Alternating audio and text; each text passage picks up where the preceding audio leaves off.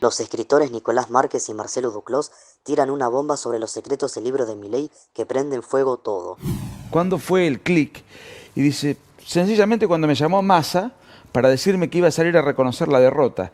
Todavía no se había computado un solo dato oficial. Vi que se abrió también en su vida personal y otra de las cuestiones que habitualmente dice hace un tiempo, de un tiempo a esta parte, es ella es el jefe, refiriéndose a Karina Milei, que es la secretaria general de la presidencia. ¿Cómo es esa relación que ustedes investigaron? Bueno, vuelvo un poquito al rock, porque ella es el jefe, fue el primer corte de difusión del primer disco solista de Mick Jagger de 1985, ¿no? O sea, digo, por eso cuando hablo del rock parece una frivolidad, pero es algo muy presente. Lo cruza, decís. Es algo presente en sus actos públicos, en sus actos políticos, en su estética. O sea, no es un simple hobby auditivo, ¿no? Lo atravesó.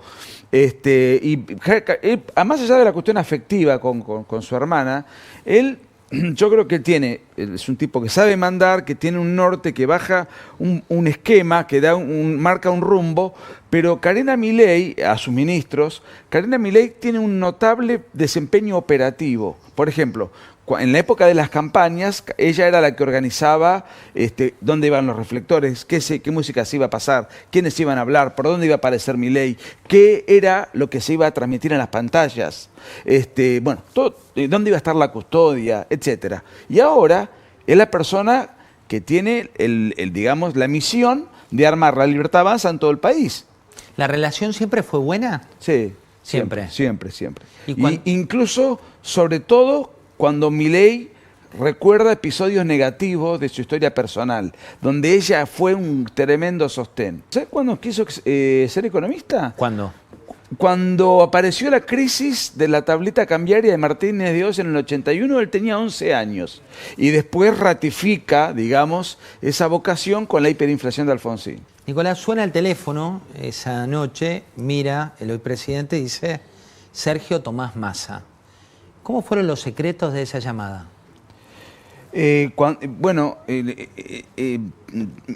Hay un momento en el cual yo le pregunto, ¿en qué momento vos te enteraste que sos presidente? ¿Cuándo? ¿Cuándo fue el clic?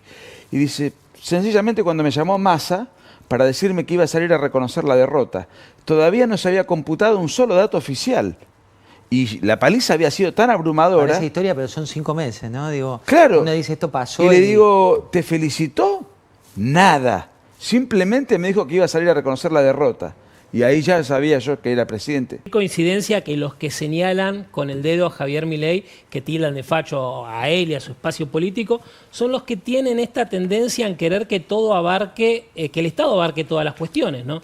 Entonces, ¿qué invito con este capítulo? Bueno, repasemos qué es el fascismo, dónde es el fascismo, dónde ocurre, cuáles fueron las premisas, cuáles eran las ideas. Era el Estado abarcando absolutamente todo. Y esto lo llevo a la cuestión de la cultura, que es el debate en la actualidad que pasó con la Feria del Libro y todo. A mí me desvela la cuestión y lo quiero explicar cómo puede ser que se diga que un presidente está en contra de la cultura porque no quiere utilizar recursos de los contribuyentes para poner un stand en la Feria del Libro. Si Milei hubiese puesto un stand en la Feria del Libro, la explicación tendría que dársela a los votantes, que no lo votamos para eso. Entonces, un presidente que no está de acuerdo con censurar absolutamente nada, o de impedir una película, o boicotear un actor, o lo que sea, un presidente que deja que juegue el mercado. La cultura tiene que ver con el sector privado y hay una necesidad de separarla, en mi opinión, tanto como se habla de separar la religión del Estado. Hay que separar la cultura del Estado, pero no es un presidente censor. Entonces, los que quieren que el Estado abarque absolutamente todo son los que, si uno va a la historia del fascismo, son los fachos. El presidente se enoja vía Twitter con periodistas directamente. ¿Qué te genera? A ver, miro en retrospectiva, miro lo que pasa y vengo. Hago el análisis, ¿no? Ley de medios, pauta oficial, el gobierno diciendo pongo plata acá, pongo plata allá. Javier Milei tiene una particularidad que habrán visto en las entrevistas, se siente como uno más. Eso tiene mucho que ver con la cuestión del tema de como libertario, de cómo ve la vida. A mí no me afecta que le diga a un periodista o que se pelee con un periodista. A mí no me afecta en lo más mínimo. A mí lo que me afecta es cuando hay un gobierno que le saca plata a los contribuyentes y dice a este canal le doy, a este canal no le doy. Mientras deje jugar, deja que le digan cualquier cosa, a mí me parece bien. Hay que terminar con esa cuestión de que no se le puede contestar al periodista. ¿Por qué no se le va a poder contestar a un periodista? Un presidente Stone, es un presidente despeinado, con campera de cuero, que canta. Un presidente que canta en los actos partidarios, recitales, es decir. que él le llama a los recitales, y te agrego lo siguiente. Él dice, cuando yo voy a ver a los Rolling Stones, quiero que toquen toda la grilla de canciones históricas. Y cuando la gente va a los actos políticos, yo no tengo que cantar mis hits. Tengo que hablar de la casta, tengo que hablar tengo que decir viva la libertad carajo, tengo que repetir la definición de liberalismo de Venegas Lynch. Por eso hay una cuestión repetitiva, o que ya he dicho muchas veces, porque considero que la gente que va a los recitales, así le llaman a los actos políticos, pues, en un momento me dice, lo que no logré como rockero lo logré como político. Estamos ante una etapa de muchas revoluciones y creo que hay mucha gente que se pone nervioso cuando el presidente directamente se comunica con la gente, manda un tuit, dice algo y tiene una llegada absolutamente instantánea y masiva. Se perdieron muchos monopolios. Los medios tradicionales han perdido el monopolio de comunicar. Entonces, en esta nueva circunstancia, los jugadores se están reacomodando y es todo nuevo. Y Javier Milei no necesita de ciertas estructuras que en otro momento tenían un poder de boicot que hoy no tienen. Así que, como periodista, a mí todo este fenómeno me parece muy interesante. Si el arquero se equivoca, es gol, ¿no? Un jugador del medio hace una jugada, una mala maniobra, no pasa a mayores. El arquero se equivoca y es gol. Y encima, cuando tu equipo convierte el gol, nadie va a abrazarse con el arquero. Se queda solo. Entonces, para ser arquero hay que tener una psicología muy, muy potente. ¿Cuán solitario es el presidente? Bueno, si lo traspolamos a su rol institucional, el poder el republicano tiene tres poderes: el legislativo, el judicial y el ejecutivo. El único unipersonal es el poder ejecutivo.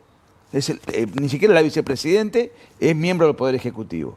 Ahora, y si se equivoca es fatal. Si se equivoca un diputado, un juez, o sea, hago una analogía que me parece interesante. Está en el lugar que él, de alguna manera, está psicológica y actitudinalmente preparado, y intelectualmente también. Y hablando de eso, ¿qué lo frustra? Digamos, cuando vos ves una personalidad que es tan fuerte, cuando Sí. a veces es irascible, lo hemos visto en medios de comunicación o mismo Sí. en sus recitales, como lo llama él, Sí.